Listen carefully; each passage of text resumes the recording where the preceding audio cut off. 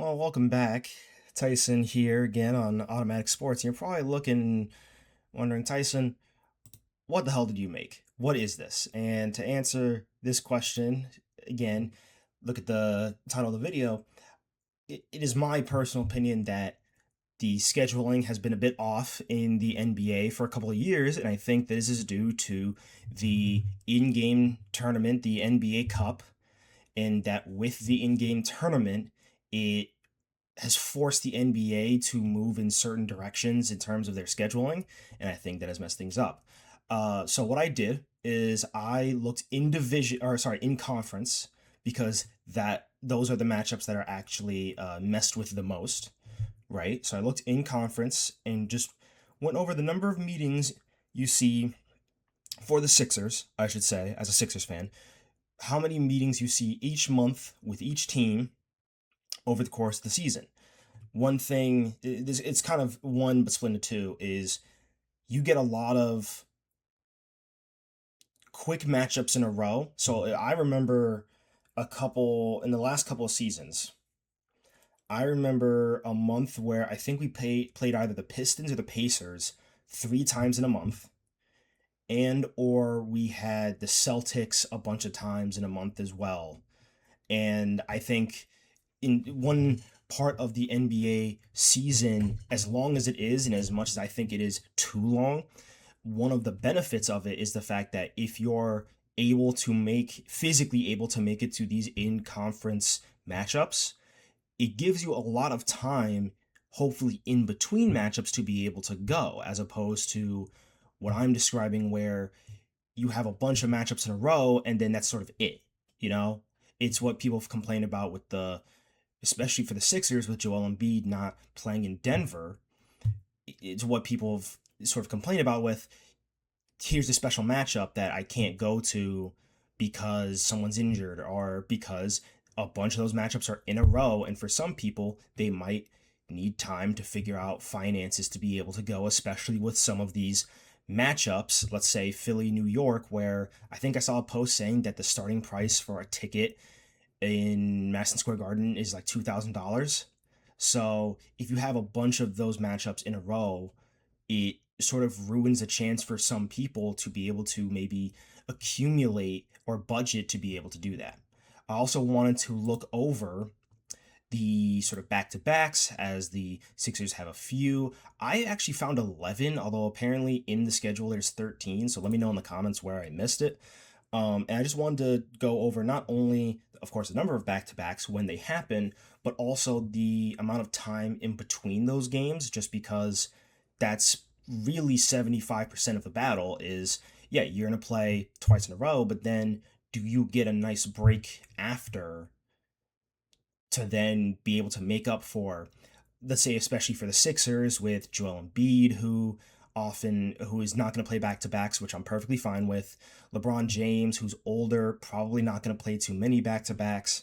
You know, you want to have an opportunity to then take back those games that you're basically, I mean, I wouldn't say forfeiting, because, oh no, a starting lineup of Tyrese Maxey, excuse me, I just hit my mic. Tyrese Maxey, VJ Edgecombe, Jaylen Brown, Dean Wade, and Adem Bona or Ariel Huckporty, that's not a free win, you know? So, as I looked at, first and foremost, I actually will give some credit to this slate, and I actually will do that to play devil's advocate.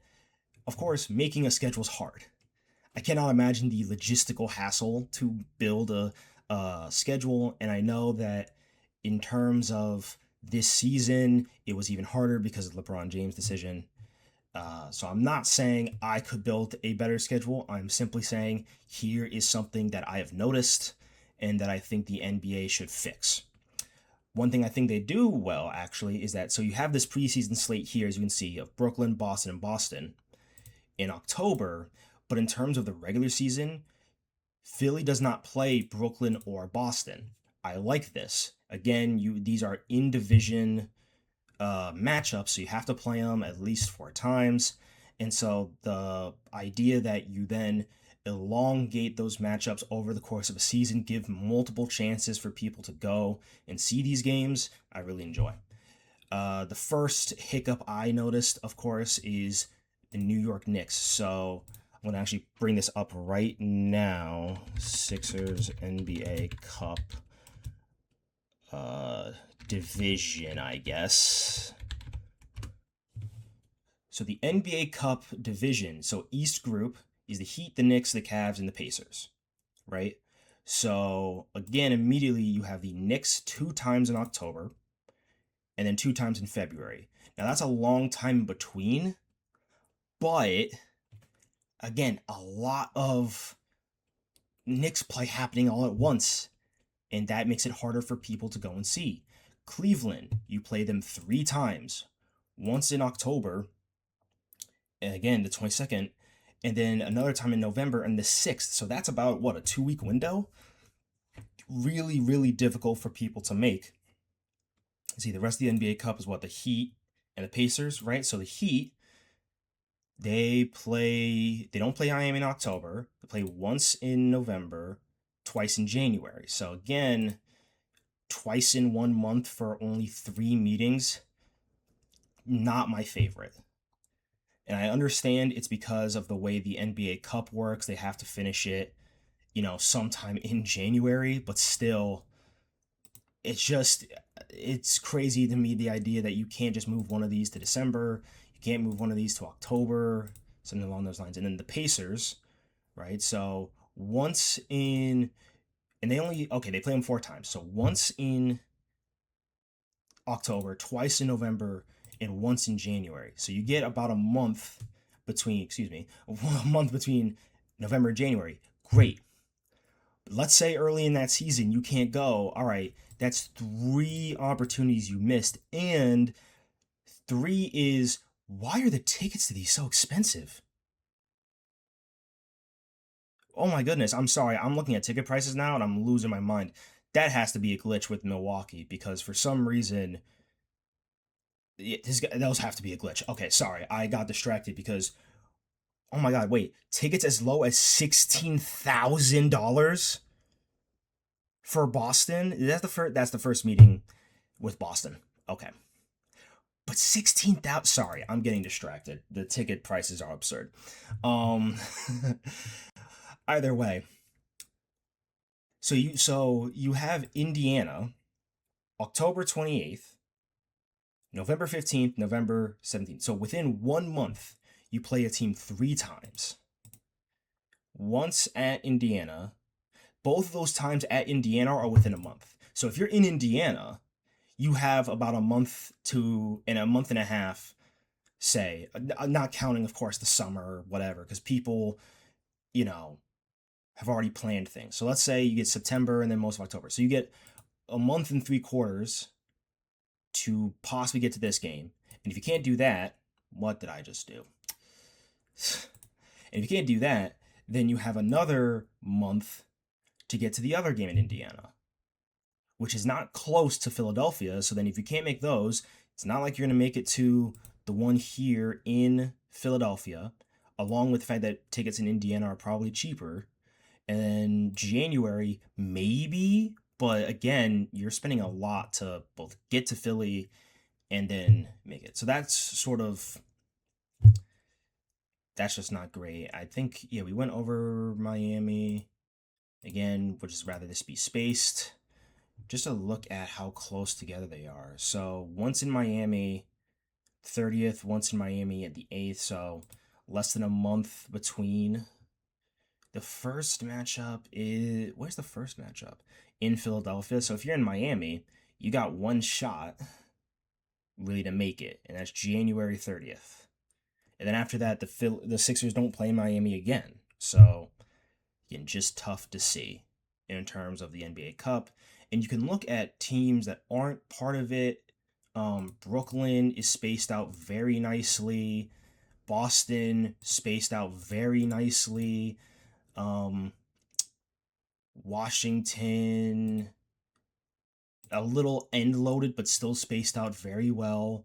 Milwaukee's kind of the opposite. Detroit spaced out well. So you can see sort of the difference between NBA Cup teams where they're pretty evenly spaced out throughout, and then where they're not in the NBA Cup with them. And then in the NBA Cup with them, you get like this where it's all bunched up together, or this where a couple are bunched together and then maybe one at the end of the season. You know, Toronto, very nice. And the thing with Boston, Brooklyn, and Toronto, those are in division. So those are always going to have 4 games, and they're spaced out so well. Orlando, front heavy. They're not in our NBA Cup. So I don't know why there's 3 games like that. That's insane. November 18th. That's all within a month. Like, look at this. This is awful. So Orlando, again in Florida, right? So 2 in Orlando, 1 in Philly. So if you're in Philly and you want to see Orlando for some reason, you have 1 shot in December, where tickets are probably their most expensive. And that's it, the whole season. Atlanta, oddly in January, and then 1 April, but again, there can only be so much scheduling. You're not even considering the Western Conference, who also mixes things up, so whatever. But still, I feel like you can sort of see that in conference play here, when it's not NBA Cup, you usually have this nicely spaced. In NBA Cup, you get this, or you get this, where bunch at once, long break, bunch at once, bunch at once, long break, bunch at once. You know, bunch at once, bit of a break, the last one, and then nothing. Right? And then what was it? I missed one. Miami, right? Miami is probably the best spaced of all the NBA Cup. But still, it's not good. Actually, Detroit is. But still, even with that, post January, really, you're not seeing NBA Cup. And it's tough with the Sixers because the NBA Cup division is the Heat, who just got Giannis, the Knicks, who just won the championship, the Cavs, who are always good in the regular season, and the Pacers, who are coming back from injury for Tyrese Halliburton. So you have probably the most entertaining NBA Cup division, at least in the East. Not sure. So did I include the Pistons instead of the Cavs? Oh, the Knicks are. Yeah, I knew the Knicks were. Who did I include instead of the? Yeah, I must have included the Pistons instead of the Cavs. Where 1-2 long break 1, so still same deal, but it's just tough. And then so back to backs. So again, this is sort of miscounted because I'm missing 2. But you can see a day and a half, 3. So December and January are weird because December 29th, my goodness, I cannot count. I cannot count. That's hilarious. Because December has a 31st. December has a 31st. Wow, that's very silly of me. So, either way, I averaged 2.4 days of break. I didn't include, as you can notice, February and April because they don't have a back-to-back at all. So I didn't include those 2 months. But generally, 2.4 average days of break, but that is one, I'm including a bunch of matchups now, and I'm not sure where. So please comment down below what I'm missing so I can update this. Like noticing that February has a back-to-back. See, there we go. I knew I was missing something. So Feb, and then the way the thing works is just counts the total, and then I count the number of days between the game. So that gets us 1 back-to-back so far with 2 days of break, right? Again, I'm now recounting because I feel like I know I'm missing them, but I can't tell where. Really tough. But 2.33 days of break is actually pretty good. However, you can see that it's very skewed for December and January, where December you have a back-to-back at the first and second, and then they don't play until until the 12th. So a lot of break there. And then January, have one. Here we go, 18th, 19th, which that should actually be 1 day of break. Yeah. So now down to 2 days, but still pretty good, but pretty skewed by the 4.5 here in December. Nope, there's 2. Hold on a second. And it goes back to 2. All right. Either way, see here a pretty nice break, as I said, and that should hopefully make it easier for the Sixers to be able to do what they need to do to win back those back-to-back games that are not really too in their favor, but we'll see. But that's going to do it for me. Sorry if this was a bit chaotic as I'm trying to figure this out at the time, or really while I'm recording. But either way, thank you for watching. Like and subscribe if you enjoy. Have a good rest of your day.